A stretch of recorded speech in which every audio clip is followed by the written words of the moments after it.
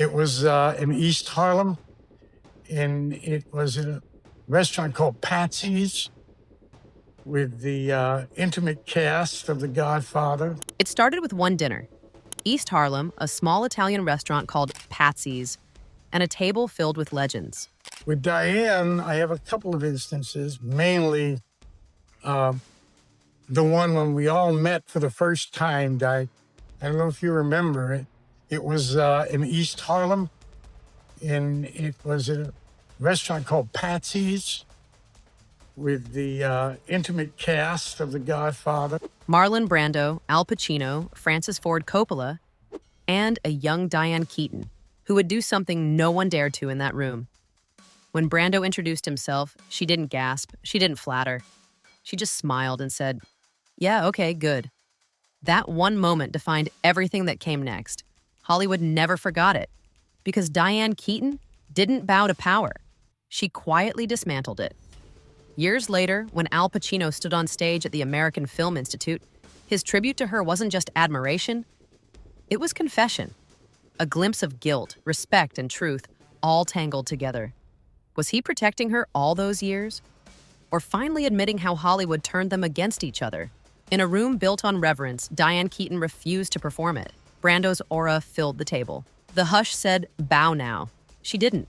A quick handshake. A calm, "Okay." No curtsy to myth. Power expects applause on arrival. She offered presence instead. The tiny choice redrew the map of the night. She wasn't there to orbit fame. She was there to measure it, and the room felt it. Because once someone declines to worship, the hierarchy wobbles. Keaton made it look effortless. Steady eye contact, unbothered humor, zero scramble for approval. Not disrespect, clarity. She separates legend from leverage, and it disarms the people who trade on both. That's why this moment matters. It's not a cute anecdote, it's a manifesto. The industry runs on rituals: first-name flattery, strategic laughter, the constant nod. She skipped the ritual and kept her soul. From that point on, she carried a quiet charge into every scene, the permission to be unimpressed. It wasn't loud, it didn't need to be. One unshaken handshake said what a speech never could: "I'm here for the work, not the worship." But that calm defiance didn't stay at dinner. It followed her onto the set, right into the fight that nearly cost Al Pacino his role. Behind the curtain of The Godfather, chaos was brewing. While the cast was still finding its rhythm, studio executives were already sharpening their knives.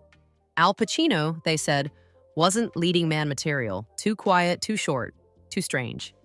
They wanted him gone before the cameras even rolled. Diane Keaton remembered it years later on the Graham Norton show. They wanted to fire him. But Francis Ford Coppola wasn't having it. He gambled everything on one scene, the now iconic restaurant hit. If Pacino nailed it, he stayed. If not, he was finished. When the camera rolled, silence wrapped the set. Pacino's eyes, cold, unreadable, did the talking. One pull of the trigger and the room erupted. That take didn't just save Pacino's career, it rewired film history. From that moment, Hollywood finally saw what Keaton and Coppola already knew. Greatness doesn't shout, it simmers. Keaton stood by him through it all. Not because it was strategic, but because it was right. In a world that rewards obedience, she chose authenticity. The quiet loyalty didn't make her friends in the boardroom, it made her a problem. But it also revealed who she really was, a woman loyal to truth, not politics. And that loyalty would soon mirror the role that defined her, the one that turned Diane Keaton from a co-star into a mirror for Hollywood itself. On screen, Diane Keaton became Kay Adams, the outsider in a world built on loyalty, silence, and power. She was the woman who stood beside Michael Corleone, but never truly belonged to his empire. And that wasn't just acting, it was reflection. Kay's quiet defiance, her uneasy morality, her refusal to look away from corruption, those were Keaton's instincts shining through the script. In a decade when Hollywood expected women to be glamorous accessories or gentle background noise, Keaton turned that expectation inside out. She played Kay with restraint, not submission, with doubt instead of devotion. When she looks at Michael and realizes what he's become, it's not weakness in her eyes, it's judgment. That stare said more about Hollywood than anyone realized at the time. Because off-screen, Diane Keaton was living the same dynamic. She was inside the system, but never of it. Surrounded by power, yet untouched by its seduction. Studio executives didn't know what to make of her. She wasn't the flirt, the rebel, or the muse. She was something more dangerous, self-possessed. Kay Adams wasn't just a role, it was prophecy. A woman who saw through the illusion and refused to lose herself to it. But the same qualities that made her unforgettable on screen would soon make her a target behind the scenes. And Hollywood had a quiet way of punishing women who didn't play along. Diane Keaton didn't stage protests or wage public wars. Her rebellion was quieter and far more dangerous. She simply refused to obey.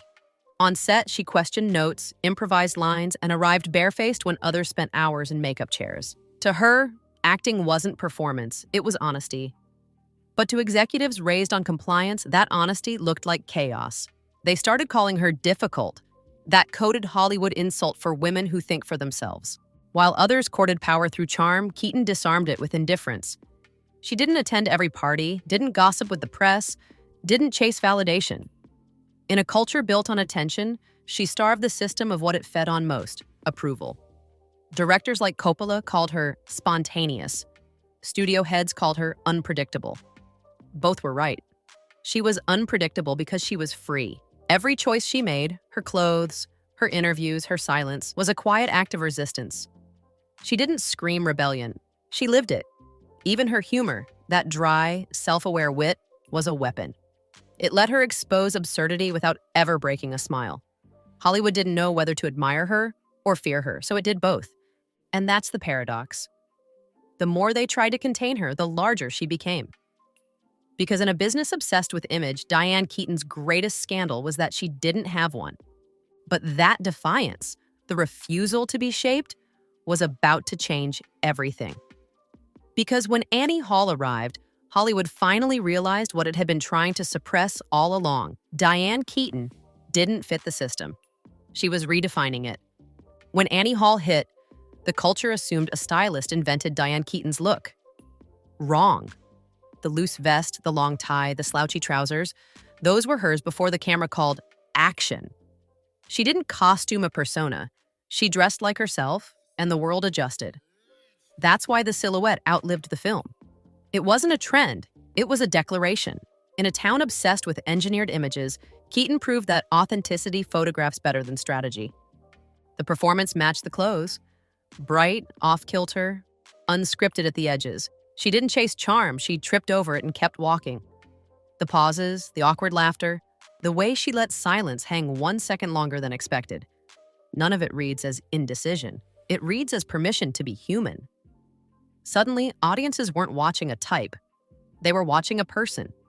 And that's the one thing Hollywood can't mass produce.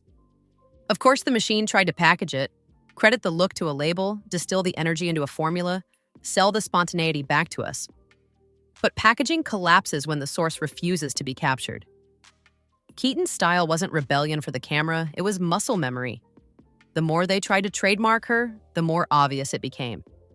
She wasn't borrowing cool from fashion. Fashion was borrowing truth from her. And if the industry struggled with a woman who wrote her own image, it would struggle even harder with the next chapter. Because Diane Keaton did the one thing Hollywood fears most. She aged on her own terms. In an industry built on denial, Diane Keaton chose truth. While her peers chased youth through surgeons, filters, and reinventions, she chose transparency. No fillers, no facelifts, no pretense. When interviewers asked how she felt about aging, she laughed, really laughed, and said she didn't want to look frozen in time. That kind of candor was radical in a culture where women were punished for existing past 40. But Keaton didn't flinch. She turned maturity into confidence and aging into style. Her later films, Something's Gotta Give, The Book Club, Morning Glory, weren't just romantic comedies. They were revolutions in disguise. They showed women over 50 not as background characters, but as leads. Funny, flawed, and still magnetic. In a world where scripts often fade women out after 40, Keaton kept rewriting the ending. She made visibility her quiet rebellion. And what's wild is that she did it without bitterness. She never attacked Hollywood, she simply refused to obey it. That unbothered defiance, that mischievous smile under the wide brim hat, it said everything. I'm still here and I'm not pretending to be anyone else. But as her authenticity deepened, so did the silence around her. The industry didn't know how to handle a woman it couldn't sell or silence. Until Al Pacino stepped back into the spotlight, carrying a line that only Diane could have inspired. Al Pacino didn't just praise Diane Keaton, he decoded her. On that AFI stage, he repeated the line she once gave him. Don't say you're an artist. In Hollywood, that isn't modesty. It's survival. The minute you crown yourself, the room sharpens its knives. Keaton understood the trap. Let the work speak and keep your ego off the microphone. It wasn't shyness, it was strategy. Hear that sentence again and you can feel the operating system she lived by. Do the job. Leave the myth to other people. That's why Pacino's tribute hit different. It sounded like gratitude wrapped in confession. He was telling you who kept him grounded when the machine tried to turn him into a monument. She gave him a language for staying real inside a world built on pretend. And that's the irony. The town that sells authenticity can't stand it when it arrives unsold. Keaton never asked for the title. She made the title irrelevant.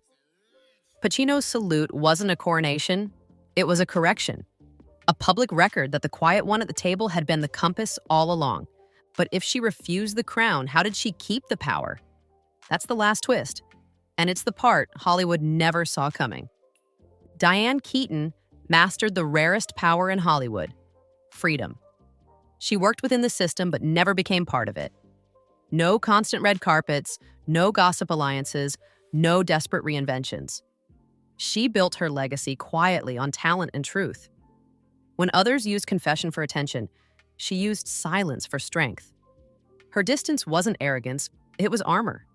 Hollywood labeled her eccentric because it couldn't control her. Yet every so-called flaw became influence. The oversized hats, the dry humor, the refusal to chase approval. All of it turned into myth. She didn't need the machine's validation. The audience gave her something greater, trust. In a world built on illusion, Diane Keaton stayed real, and that made her untouchable. Hollywood could celebrate her, misunderstand her, even sideline her, but it could never own her. And that's the real reason her legacy still feels alive. Diane Keaton never needed Hollywood's permission, and that's exactly why she'll outlast it. From that first dinner at Patsy's to the AFI tribute decades later, her story was never about rebellion for applause. It was about authenticity, as endurance.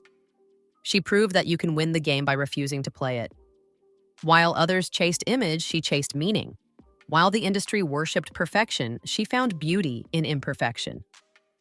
Al Pacino's tribute wasn't nostalgia, it was recognition. He wasn't just honoring a co-star, he was defending a philosophy.